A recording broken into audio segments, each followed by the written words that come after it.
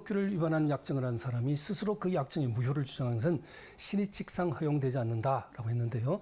이 판례도 유명한 것이죠, 여러분. 자, 이 판례는 어떤 내용이냐면, 자, A가 투신사예요. 투자신탁회사. 줄여서 그냥 투신사라고 하겠습니다. 그 다음에 B가 고객입니다. 고객. 그래서 투신사와 고객 사이에 수익 보장 약정을 했습니다. 일정한 수익을 반드시 보장해 주겠다라고 약정을 했는데 이후 수익을 보장해 주지 않고 그래서 이 고객이 투신사를 상대로 해서 소송을 제기한 거예요. 왜 약속을 깨트리냐 소송을 제기했습니다. 그래서 이 투신사 뭐라 그럽니까? 증권거래법의 강행법규로 어떤 규정이 있냐면 수익 보장 약정 자체는 금지한다. 그런 약정은 인정할 수 없다라는 금지 규정이 있고 그 규정이 강행 규정이라는 거죠. 강행 규정. 우리가 강행 규정, 임의 규정하면 가장 기초인데요. 강행 규정은 선량한 풍속 기타 사회 질서와 관계 있는 규정을 강행 규정, 그것과 관계가 없는 규정을 임의 규정이라 그래요. 강행 규정은 고칠 특약으로 수정을 할 수가 없거든요. 그러니까 강행 규정의 수익 보장 약정은 인정할 수 없다고 되어 있기 때문에 인정을 못 해주겠다. 처음엔 주겠다 해놓고 돌변한 거죠. 과연 이것이 신의 측에 어긋난 것이 아닌가라는 바로 사안입니다, 여러분. 이것이 신의 성실의 원칙에 어긋난 것이 아닌가. 신의 성실의 원칙에 세 가지 분칙이 있다 그랬죠. 나누어지는 원칙. 그중에 금반원의 원칙이라는 게 있어요. 금반 곧 한번 확인해 보겠습니다. 자, 지금 한번 써볼게요, 여러분. 부담 없이 들으십시오. 금한다. 반, 뒤집는 것. 언이 뭐예요? 말씀 원자죠. 금반의 원칙이라는 것은 한 번 말한 것을 뒤집는 것은 금한다. 이게 금반원의 원칙이라 그럽니다. 다른 말로 모순행위 금지의 원칙이라고도 하는데 이것은 신의성실의 원칙의 분칙 하나의 셋 중에 하나의 원칙이에요. 과연 그러면 이 투신사의 같은 돌변한 행동이 금반의 원칙에 어긋난 거 아니냐? 그걸 어떻게 생각하세요? 잠깐 여러분에게 되물어 보겠습니다. 어떻게 생각하십니까? 금반의 원칙에 어긋난다. 따라서 나아가서 신의 측에 반한다. 이렇게 답변이 나올 수밖에 없을 것. 그러나 판례는 신의 성실의 원칙에 반하지 아니한다라고 판시했어요.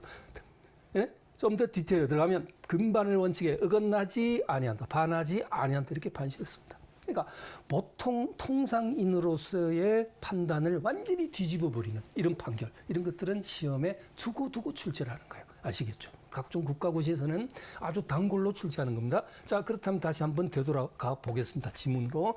여기 보시면 강행법규를 위반한 약정을 한 사람이 스스로 그 약정의 무효, 이 사람이 누구예요? 방금 표현했던 투자신탁회사, 투신사가 되고요. 이 사람이 스스로 그 약정의 무효를 주장한 것은 신의 측상 허용되지 않는다가 아니고 신의 측에 반한다, 반하지 않다, 반하지 아니한다 했으니까 허용된다. 그렇죠? 틀렸단 말이에요. 이해되시죠? 이렇게 제시를 할 수가 있습니다.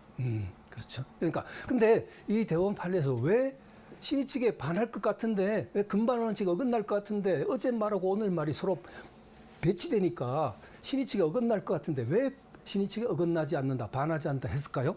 그 이유는요, 여러분 우리 객관식 시험에 그런 것까지는 출제할 수는 없겠지만 그래도 한번 듣고 가십시오. 만약에 강행법규에 어긋난 것 같은 당사자 약정을 신의 측에 반한다라고 해버리면 강행법규라는 그 중요한 어떤 골격을 무너뜨리는 결과입니다. 그걸 몰각시키는 결과가 되기 때문에라고 판시했어요. 몰각이 뭡니까? 다리 각자의 무너질 몰자요. 아예 다리 자체를 무너뜨리는 것이다. 라고 함으로써 강행법규의 제도 자체가 그 근간을 유지하는 것이 굉장히 중요하기 때문에 거기에 초점을 맞췄다. 무게중심을 거기서 두었다 하는 것이죠. 이해됐죠? 그러니까 이것은 넘어가겠습니다. 그 다음에 6번 질문입니다. 법정 대리인의 동의 없이, 여러분, 법정 대리인의 동의 없이 신용구매계약, 신용구매계약하면 뭘 말하는 거예요? 신용카드 썼다는 얘기죠. 미성년자가. 그 후에 법정 대리인의 동의 없음을 사유로 들어 이를 취소하는 것은 신의 측에 위배되지 않는다. 어떠세요, 여러분?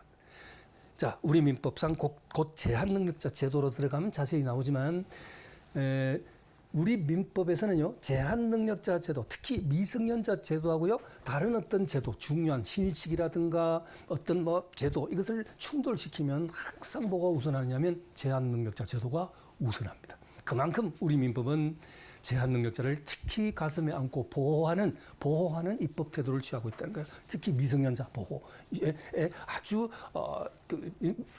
무게중심이 쏠려 있어요. 여러분 제 말 이해되시죠? 그러니까 법정 대리인 동의 없이 미성년자가 신용카드를 썼다. 그런데 동의 없이 썼기 때문에 이건 취소사유다. 법정 대리인 동의 없이 미성년자가 단독으로 법률행위하면 이건 취소사유다는 것 자명한 사실이죠. 그러니까 이건 취소하겠다라고 하더라도 신의 측에 위배되지 않는다라는 것입니다. 근데 옳은 지문이죠. 옳은 지문인데 이것과 헷갈리면 안 되는 게 있어요. 곧 권리 주체 자연인에 가면요. 어떤 내용이 나오냐면 미성년자가 만 18세 미성년자가 자신의 월 소득 범위 내에서 신용 구매 계약을 체결했다. 아마 알바를 했나 봐요. 아르바이트 해가지고 그 벌은 돈 가지고 신용카드를 썼단 말이에요. 이것은 그대로 유효한 법률행위, 즉 취소할 수 없는 유효한 법률행위가 된다라는 판례가 있어요. 왜? 미성년자가 자신의 월 소득 범위 내에서 신용 구매 계약을 체결한 것은 법정 대리인이 묵시적으로 재산 처분 허락을 한 것으로 본다는 거예요. 갑자기 또 그게 무슨 뜻이지? 법정 대리인이 재산 처분 허락을 한 것은 또 도대체 무엇을 의미하느냐? 곧 제한능력자 제도에 가서 확인하도록 하겠습니다. 자, 두 개 헷갈리죠? 방금 정리하고 가죠. 일단 월 소득 범위 이 표현이 있느냐 보셔야 돼요. 그런 표현 없이 그냥 단순히 미성년자가 법정 대리인 동의 안 받고 신용카드 썼다 그러면 무슨 사유? 취소 사유. 그다음에 그런데 앞에 어떤 수식이 붙었다? 미성년자가 월 소득 범위 내에서라고 시작하고 신용구매계약 체결했다 하면 이것은 그대로 유효한 법률행위, 즉 취소할 수 없는 법률행위, 즉 법정 대리인의 재산 처분 허락이 있었던 것으로 보는 법률행위 됐죠? 자, 이렇게 해서 혼돈을 하시면 안 되겠습니다. 그리고 여러분 제가 해설 가급적이면은 해설을 자세히 기술해서요. 여기서는 이 문제 밑에는 좀 간략한데 되게 지문보다 해설이 더 긴 것들이 많습니다. 그래서 가급적이면 판례를 그대로 기술했는데 특히 출제자가 그 판례를 출제할 때 비트는 부분이 있잖아요. 결정적으로 방금 보셨다시피 신의성실의 원칙에 반한다가 반하지 아니한다. 또 금반 원칙에 어긋난다, 어긋나지 않다 이런 결정적인 부분 또는 그 본문 중간에 어떤 키워드가 되는 부분 이런 부분만 집약해서 밑줄 처리를 했으니까 여러분이 회독을 반복하시다가 나중에 일정 한 4회독, 5회독 정도 하시다 보면요. 밑줄만 보셔도 돼요. 그래도 전체 맥락을 다 알고서 보는 것이기 때문에 그만큼 회독을 빨리 할 수 있고 이렇게 해서 여러분 최소 5, 6회 이상만 이 얇은 책이죠. 이 책을 반복 숙지하시면 아까 강의 서두에서 말씀드린 대로 고득점은 일단 확보하고 간다. 이렇게 생각하시고요. 네, 믿고 학습하셔도 무방합니다. 아시겠죠? 그러니까 밑줄 처리된 부분도 중요하다는 거. 그냥 아무 때나 밑줄 했다고 그 중요한 거 아니에요. 그렇죠? 결정적으로 시험에 나올 때 비틀어서 낼 수 있는 부분, 소위 말해서 키워드가 되는 부분, 핵심적인 문장이 되는 부분, 여기다가 밑줄 처리를 했기 때문에 밑줄 처리가 아주 중요한 것이다. 이 점 강조하고 진행하도록 하겠습니다. 자, 첫 시간이라 이와 같은 부연 설명을 좀 했고요. 자, 넘어갑니다. 자, 보시죠. 이렇게 판례 해설이 쭉 나와 있죠. 자, 그 다음에 여기를 한번 봅니다. 아직 신의칙과 관련, 신의성실의 원칙에 관련된 지문들이에요. 시험 잘 나오죠. 각종 시험에 자주 나오고요. 여기 아까 제가 그랬죠. 법행이라고 나와 있는 것은 법원 행실을 의미하는 것이라는 거 언급드렸고요. 자, 이 부분에 대한 해설을 좀 보도록 하겠습니다. 네, 자, 그러면 보겠습니다. 예를 들면, 자, 갑이 있고, 그 다음에 여기 을이 있고, 그 다음에 병이 있어요. 이것은 법률행위의 대리 부분에 가서 무권 대리 부분에 가서 다시 자세하게 지문들이 나오겠지만 미리 간략하게 좀 더 여기서는 좀 간략하게 보고 자세한 것은 좀 디테일한 부분은 무권 대리 가서 다시 언급하겠습니다. 자, 지금 간단히 표현하면 갑이 85세의 고령의 아버지고요. 근데 강남에 빌딩이 3채입니다. 무려. 자, 거부당 아주 자산가입니다. 근데 재력가인데요. 그 아들이 있어요. 40대 중반의 독자인 아들이 있습니다. 이 아들이 자신의 사업 자금을 마련하기 위해서 아버지의 허락을 받은 것도 아니고 아버지로부터 그 빌딩 한 채를 팔아도 된다는 대리권을 사전에 수여받은 것도 전혀 아니지만 아닌데도 불구하고 이 아들이 아버지의 건물 하나를 팔아먹는 매매 계약을 상대방 병과 체결했습니다. 우리가 이렇게 됐을 때 이 을의 행위를 우리가 뭐라 그러냐면 무권대리 행위라고 그럽니다. 무권 대리에도 협의의 무권 대리가 있고 표현 대리가 있어요. 그런 것들은 뒤에 가서 본다고 했고요. 여기서는 이제 협의의 무권 대리가 되는 것인데 이 같은 상황에서는요. 자, 본인에게는 뭐가 있냐면 추인권이라는 것이 있어요. 추인권은 뭐냐면 뒤늦게 알았어. 아버지가 아들이 그와 같은 행위를 했다는 사실을 알았지만 자식 이기는 부모 없다고 이 아들의 행위를 뒤따라서 인정해 줄 수도 있겠죠. 내가 너한테 허락한 적은 없지만 네가 기왕의 행위를 했으니까 상대방한테 손해를 줄 수는 없지 않느냐. 그대로 내 너 행위 인정해 줄게. 매매 계약을 사후에 인정해 주는 것을 추인권이랍니다. 추인권을 행사할 수 있지만 아버지가 단호하다면 거절권을 행사할 수도 있어요. 나 너의 행위를 인정 못해 라고 할 수도 있습니다. 그런데 이 상황에서 이 아버지가 고령인데다가 지병을 앓고 있었거든요. 갑자기 사망하셨어요. 돌아가셨단 말이에요. 사망했다. 그래서 이 독자인 아들이 그대로 아버지의 지위를 뭐 받으세요? 승계했어요. 그게 바로 여러분 잘 아시는 상속이죠. 여러분, 우리가 상속하면 어떤 유형적인 재산만 승계되는 겁니까? 아닙니다. 권리도 넘어오고, 물론 빚이 있으면, 피상속에 빚이 있으면 채무도 승계되는 것이 원칙이거든요. 근데 여기서는 뭐 그런 것까지는 생각하실 필요는 없는데, 문제는 뭐냐면 본인이 가지고 있던 추인권, 거절권이 그대로 승계가 된 거예요. 근데 이 아들이 뒤늦게 정신 차렸네? 이 아들이 상대방한테 뭐라 했냐면, 나 도저히 나 이거 인정 못 하겠다. 이제 와서 거절권을 행사한다. 거절권 행사한다는 소리는 당신과 한 매매 계약을 인정 못하고 내가 등기 서류 넘겨준 거 다시 돌려달라. 이미 이전 등기가 넘어갔는데 실제 상황에서는요. 그래서 의리병을 상대로 해서 말소 등기 청구까지 행사한 거예요. 그것은 뭐냐면 본인의 어떤 근거로 본인의 아버지의 피상속인의 거절권도 그대로 뭐 승계됐다. 그러니까 이 거절권인 것은 이 묵건들의 행위를 인정하지 않겠다. 나 인정하지 않겠다. 이 권리거든요. 자, 여러분 이제 여러분에게 반문하겠습니다. 짧고 굵게 묻겠습니다. 자, 과연 이 묵건 대리인의 이와 같은 행위가 이 거절권 행사가 신의 측에 반한다, 반하지 않는다? 힌트 드릴게요. 금반원의 원칙이 적용. 일단 금반의 원칙이 적용될 수 있는데 거기에 적용되어서 어긋난다, 어긋나지 않는다. 어떻게 생각합니까? 당연히 어긋난다. 그러니까 다시 말하면 신의성질의 원칙에 반한다. 어제 행위와 오늘 행위가 어제 행동과 오늘 행동이 은행이 불일치하고요. 팔아먹겠다고 매매 계약하고 등기 서류까지 넘겨줘 놓고 이제 와서 아버지의 권리를 그대로 승계받았다 해서 거절권 행사하는 것은 이것은 신의성질의 원칙에 신의측에 반한다. 어긋난다라는 것입니다. 이건 여러분 평소 우리 뭐랄까요? 양심이랄까 그런 것에 그냥 입각해서 양심에 입각해서 판단 충분히 하실 수 있겠죠. 네, 그렇습니다. 그러니까 아까 그 강행법규에 그 위배한 자가 스스로 강행법규 위반을 이유로 무효를 주장한 데서 신의 측에 반하지 않는다는 그것과는 사실상 완전 다른 분위기죠. 그러니까 이렇게 이해해 주시기 바랍니다. 자, 그러면 다시 돌아가서 중요합니다. 이게 신의 측 여기서 나올 수도 있고요. 협의회 묵건들이 법률행위 대리편에 가서 시험에 나오는 빈도도 아주 높습니다. 그러니까 잘 정리해 주시고요. 자, 읽고 판단하고 바로 넘어가도록 할게요. 자, 어떤 겁니까? 자, 그죠? 묵건 대리인이 방금 누구예요? 그림에서 을입니다. 을이 묵건 대리 행위 후 단독으로 본인의 지위를 상속한 경우, 아버지의 지위를 그대로 승계한 경우 본인의 지위에서 그 묵건 대리 행위에 추인을 뭐하는 것? 거절하는 것. 자, 신의 측에 반한다, 반하지 않는다? 반한다. 옳은 지문이죠. 자, 옳은 지문 했습니다. 자, 그 다음에 또 2번 지문 또 보이는데요. 자, 2번 지문. 네, 이 앞부분이 좀 설명이 조금 필요해요. 이 부분이 어쩔 수가 없는 겁니다, 여러분. 자, 이건 어떤 내용이냐면 A 회사의 임원, 이사로 있던 B였어요. 근데 이 B가 명퇴를 당했습니다. 근데 그 당시 이사로 있을 때 회사에서 무엇을 부탁했냐면 회사가 사업 자금을 빌리는데 이 C는 은행이고 여러분 주거래은행이고 A는 회사고요. 그다음에 B는 이사, 임원이었어요. 그 회사 임원이었는데 이 이사가 회사를 위하여 보증을 서준 거예요. 보증. 자, 그래서 이사가 보증을 서줬다. 보증을 서줬어요. 근데 지금 그 이후에 명퇴를 당했거든. 예? 명퇴 회사 그만뒀거든요. 근데 이제 와서 계속 보증인으로서의 지위에서 부담을 계속 해야 된다.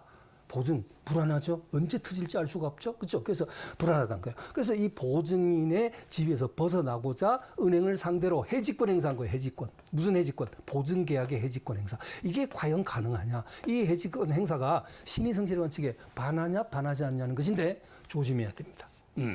원래 이 이사가 임원이 회사에 임원으로 있을 때 어떤 계약에 따른 보증을 썼냐에 따라 상황이 다릅니다.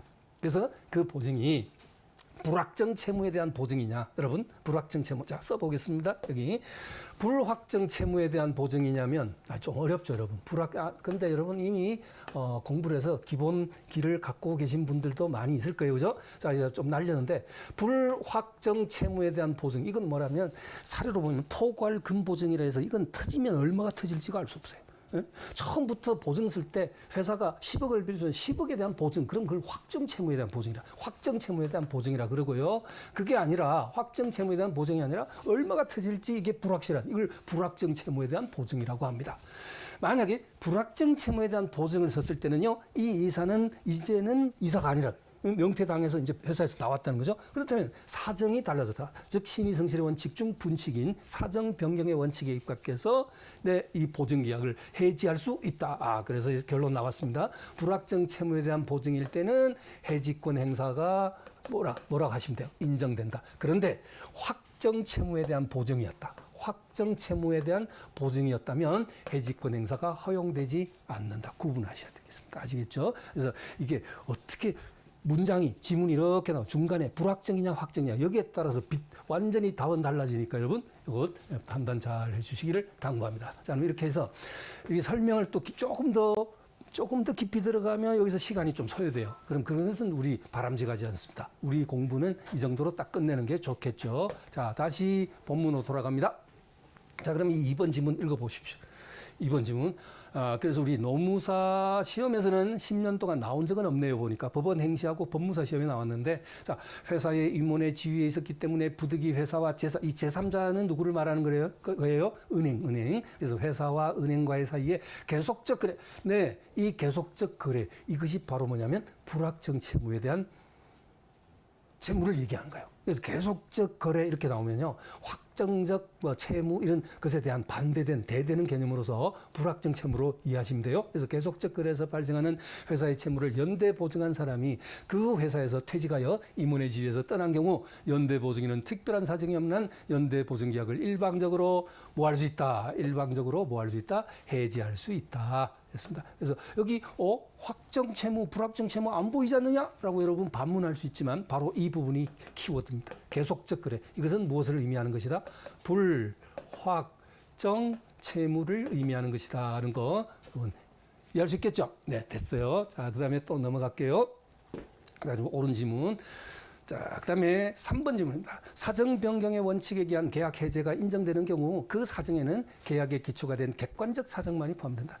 네, 사정 변경 원칙은 계약할 때는 걸맞다. 그 상황에 그 당시의 경제 상황 이런 것에 비해서 그 차임이나 또는 전세금이 걸맞았다. 그런데 그 이후에 경제 사정의 변동으로 말미암아 애초에 약정된 차임이나 지료나 전세금이 상당치 않게 됐다. 걸맞지 않게 됐다. 이렇게 됐을 때 서로가 서로에 대해서 증액을 청구할 수도 있고 또 세입자 입장에서는 감액을 청구할 수 있다. 아까 언급드린 적이 있었죠. 그래서 우리가 증감 청구권이라고 하는 것인데 이 사정 변경의 원칙에 입각해서 내가 뭔가 맺었던 계약을 해지하겠다라고 할 때는요. 이건 주관적 사정이 개입되면 안 돼. 그럼 주관적 사정이 개입되면 내가 지금 사업하다가 내가 실패했어요. 그럼 내 사정이 너무 지금 궁지에 몰렸어. 그래서 내가 그냥 당신하고 5년 전에 한 계약 나 해지하겠다. 그게 받아들여질 수 있을까요? 자신의 개인적 사정, 주관적 사정 그걸 고려한다면 사회 법 질서는 하루아침에 무너질 수 있을 것입니다. 그래서 결국 신의성실의 원칙 중 분칙인 사정 변경 원칙은 객관적 사정만을 고려해야 돼. 그렇죠? 주관적 사정까지도 고려 아니라 했죠. 그래서 계약의 기초가 된 객관적 사정만이 포함된다.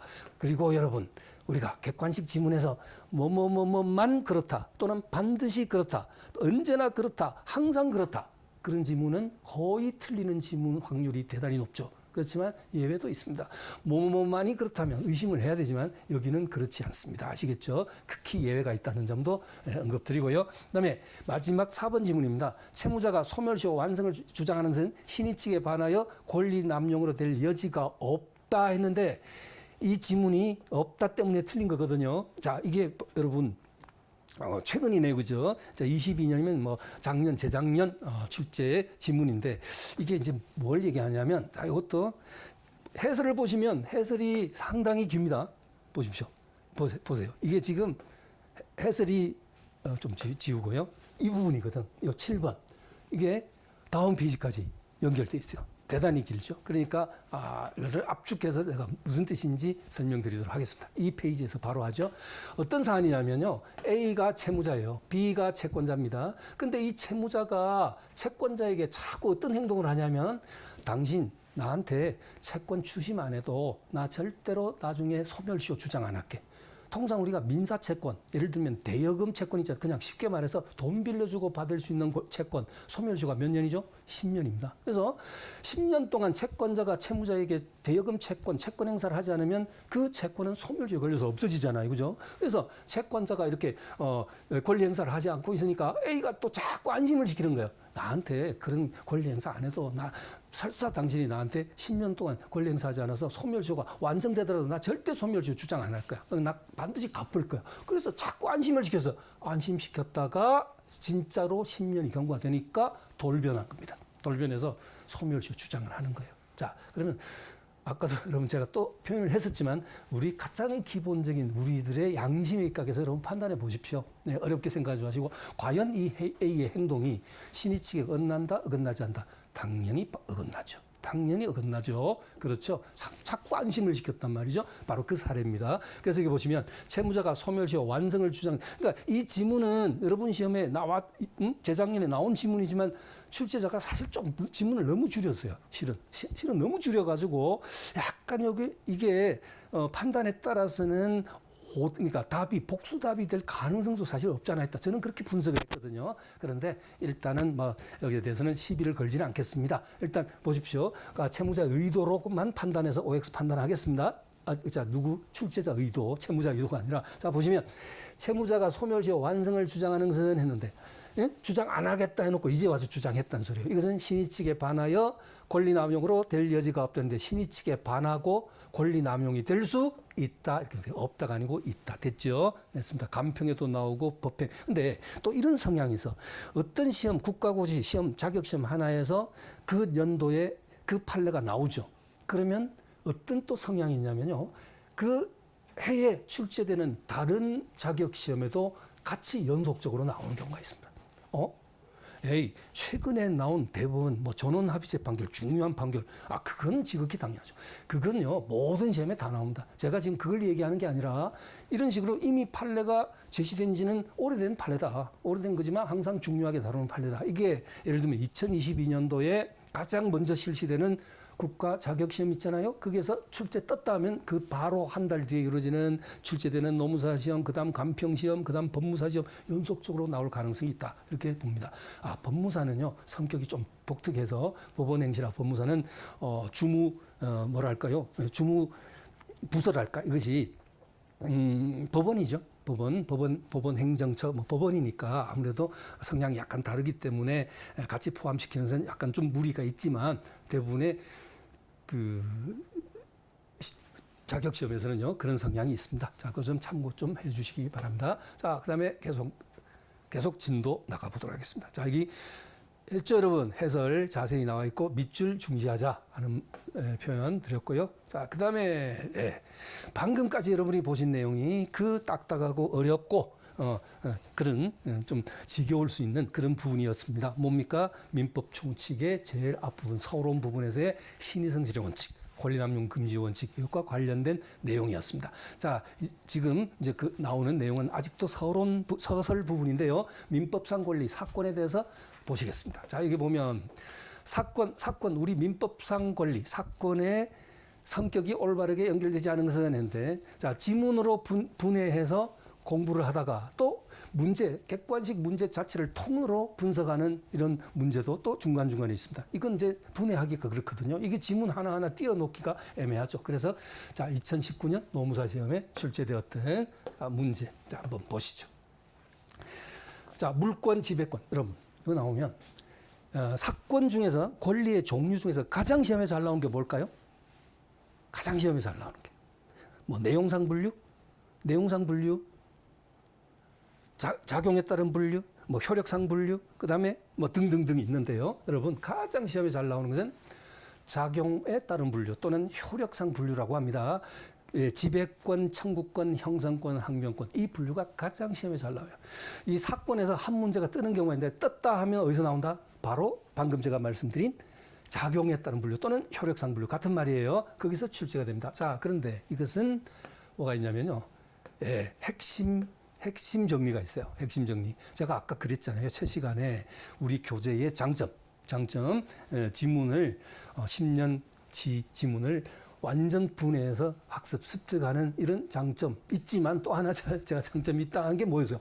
핵심이 중요한 부분 핵심이 들어있어요. 그래서 여기 핵심을 여러분 신경 써 주시기 바랍니다. 이거 보면 이거 중요한 거 아닙니다. 제가 아까 뭐가 중요하다고 했죠? 이게 권리의 기본적 분류하면 내용상 분류가 있고 작용에 따른 분류가 있는데 내용상 분류 이런 거 중요한 거 아니에요. 이런 것은 그냥 여러분 한두 번 읽어보고 그냥 고개만 끄덕끄덕 하시고 그냥 넘어가시면 돼요. 저도 시간 관계상 이런 거 설명 안 합니다. 바로 시험에 반드시 뜨는 한 문제 나왔다면 반드시 뜨는 것이 어떤 부분이다? 바로 이 부분입니다. 이 부분 작용에 따른 분류를 다른 말로 효력상 분류를 하는데 그런 용어조차도 기억하지 마세요. 그런 거 시험 안 물어봐. 바로 이 부분입니다. 이 부분. 지배권, 청구권, 형성권, 항변권 하는 거 있죠? 이게 출제가 되는 거예요. 그 중에서도 뭐가 또 잘 나오냐? 예? 청구권하고요. 여기 형성권의 구별. 이게 시험에 또 나옵니다. 물론 다른 것도 중요하지만 특히 그렇다는 얘기 상대적으로. 자, 지배권 하면 여기 자, 가볍게 보십시오. 인격권. 예를 들면 생명권, 성명권, 정조권 이런 것들은 자기 스스로 권리 주체가 자기 스스로 지배하는 권리예요. 지배권. 그다음에 물권, 지상권, 소유권, 전세권, 뭐 저당권 이런 물권. 그다음에 지식재산권 뭐 아시죠? 특허권 의장권이 아니고 지금은 디자인권이라고 그러죠. 뭐 디자인권, 상표권, 그다음에 뭐 등등 이런 것들. 친권, 미성년 자녀에 대한 부모의 권리 이것을 지배권이란다. 자, 부담 없이 이 중에서는 물권을 좀 신경 써주시고 그죠? 자, 물권. 자, 물권을 물권을 좀 신경 써주시고요. 네, 그렇습니다. 자, 여기. 네, 여기 물권. 그다음에 청구권은 역시 갑이 의뢰돼서 뭔가를 청구하는 것인데 여기서는 보통의 채권, 물권적 청권 이것들이 이제 청구권입니다. 부양청권 이런 것들이고 그다음에 형성권은 여러분 별도로 이걸 암기를 해두셔야 되죠. 여기 보시면 형성권은 의사표시로서 효과의 발생, 변경, 소멸을 가져오는 형성권이 있는가 하면 법원의 판결에 의해서 그 효과의 발생, 변경, 소멸을 가져오는 형성권이 있어요. 그래서 이것은 여러분 이미 암기가 돼 있으리라고 믿어도 될까요? 이겁니다. 동, 철, 상, 추, 해, 취. 자, 암기하세요. 동철, 상, 좀 유치하죠? 동철이가 상추 먹고, 해, 취 했다. 자, 유치합니다. 동의권, 철회권, 상계, 추인, 해지, 해제, 취소, 이건 반드시 암기하셔야 돼요. 예, 그 다음에 매매에서 일방약 완결권이라 있습니다, 여러분. 채권법에 가서 볼 기회가 있습니다. 그래서 이런 것들, 일방약 완결권, 이런 것들이 모두 다 형성권이다. 이건 의사표시만으로서. 그래서 취소, 추인, 일방적 의사표시만으로서 효과가 발생되기도 하고 변경되기도 하고 소멸되기도 하는 것입니다. 그런데 반드시 법원의 판결을 통해서 효과의 발생, 변경, 소멸을 가져오는 형성권이 있으니 그것을 우리는 보시면 채권자 취소권 아주 중요하죠. 채권법에서 반드시 시험 나오는 거예요. 한 문제 꼭 나오는 거죠. 그다음에 뭐 친생 이 뒷부분은요 부담 갖지 마시고요. 재판상 이혼권, 그다음에 뭐 친생 부인권. 너는 내 자식이 아니야. 이게 친생 부인권. 그죠? 유전자 검사를 했더니 완전 불일치로 나왔다. 그래서 부가 자식 아들을 상대로 해서 넌 내 자식 아니야. 이게 친생 부인권이죠. 반드시 소송을 해야 됩니다. 근데 이 중에서 가장 중요한 건 채권자 취소권이요. 그다음에 중요하단 말 계속 지금 어쩔 수 없이 남발할 수밖에 없는데요, 여러분 이해하시죠? 자, 뭐가 또 중요하냐면요, 이겁니다. 이거 무슨 청구권이라고 분명히 규정이 이렇게 돼 있어요. 무슨 청구권 이렇게 돼 있는데 실체가 어떤 권리? 형성권인 권리가 있다. 그래서 공유물 분할 청구권, 공유물 분할 청구권, 네, 공유물 분할 청구권. 그다음에 지상권자 및 설정자의 지상물 매수 청구권. 청구권이라 되어 있지만 실체가 형성권인 권리다. 그다음에 부속물 매수 청구권.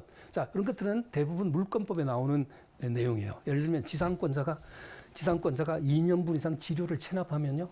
지상권 설정자 땅 주인이 지주가 뭐 할 수 있냐면 지상권 소멸 청구를 할 수 있어요. 소멸. 이게 바로 청구권. 청구권이야 분류나 실체가 형성권이라는 소리는 뭐냐면 통상의 순수 청구권은 상대방한테 청구를 했을 때 상대방이 받아들여야 돼요. 받아들이지 않으면 그 권리가 빛을 볼 수 없어. 근데 형성권은 주장하면 그대로 효과가 나타나. 그대로 효과. 상대방이 받아들이든 말든 그건 상관없어. 역시 형성권이거든. 그래서 여기 청구권이라고 되어 있지만 실체가 형성권인 권리가 이런 거예요. 지상권자가 2년 분 이상 지료를 체납하면 설정자가 소멸 청구할 수 있고요. 그럼 즉시 소멸입니다. 자, 가볍게 이것만 보고 가겠습니다. 자, 뭐 나오냐면 예를 들면 지상권자의 지상물 매수 청구권. 이것도요. 남의 땅 지상권 설정받아서 건물을 지었어. 근데 존속 기간이 끝났어요. 끝나고 계약 갱신을 요구했더니 땅 주인이 갱신 못 해주겠다. 이제 이 땅 못 빌려주겠다. 그러면 지상권자는 바로 뭐 할 수 있냐면 지상물 매수 청구권 팔고 나갈 수가 있어요. 이런 것들. 네. 자, 됐습니까? 이 정도만 보겠습니다. 전세권자가 용법 위반을 했다. 주거의 목적으로 집을 빌려줬더니 어떻게 했다? 전세권자가 점포로 쓰다가 영업 장소로 쓰다가 집주인한테 딱 걸려서 그럼 집주인 뭐 할 수 있어요? 전세권 소멸 청구할 수 있어요. 그러면 즉시 소멸입니다. 아시겠죠? 자, 이 정도 자, 빠른 속도로 언급했습니다만 이 정도는 꼭 느낌 알고 가셔야 돼요. 시험 잘 나오니까. 자, 그러면 다시 문제로 되돌아가도록 하겠습니다. 자, 문제로 돌아갑니다. 자, 문제 좀 돌아가시죠. 여기. 예. 자, 두 문제 있습니다. 자, 형성권으로만 모두 연결된 것인데 저당권은 뭐예요? 자, 이거 어떤 구분이라 했어요, 여러분? 지, 청, 형, 항. 예? 항. 지배권, 청구권, 형성권, 항변권에 따른 분류 중에 어디에 해당되느냐? 자, 저당권은 지배권, 물권으로서 취소권, 동의권, 이건 형성권 맞죠? 이건 맞는데 이건 형성권 맞고요. 저당권은 아니고요. 그다음에 상계 어때요? 동철, 상추, 해해치 할 때 동철, 상추 할 때 상이 뭐예요? 상계 맞죠? 주물권은 뭐예요? 물권, 주물권은 모두 지배권이야. 지배권. 그다음에 예약 완결권 방금 보셨죠? 매매 예약 완결권 형성권이거든요. 미리 예약했다가 요건에 충족되면 예약상 권리자가 일방적으로 완결권 행사하면 곧바로 매매 계약이 자동 체결되는 거예요. 그다음에 해해취, 해제권, 취소권, 그 다음에 지상물 매수청권 여러분 뭐예요? 지상물 매수청권 뭡니까?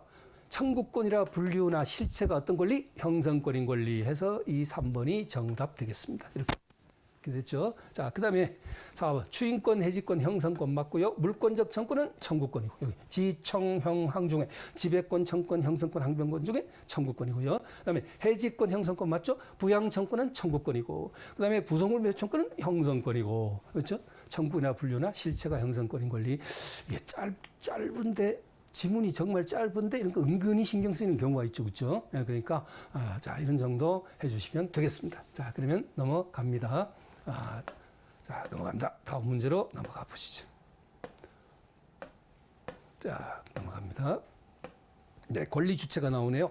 자, 여러분, 이번 시간 여기까지 보시겠습니다. 자, 여러분, 2교시에 걸쳐서 민법 총칙의 서론 부분, 가장 중요한 부분이 뭐였죠, 여러분? 신의성질의 원칙, 그리고 사건의 분류에서 작용에 따른 분류인 지, 청, 형, 항, 자, 지배권, 청권, 형성권, 항변권에 따른 분류, 이것이 출제 대상 부분이었습니다. 자, 여러분 수고하셨습니다.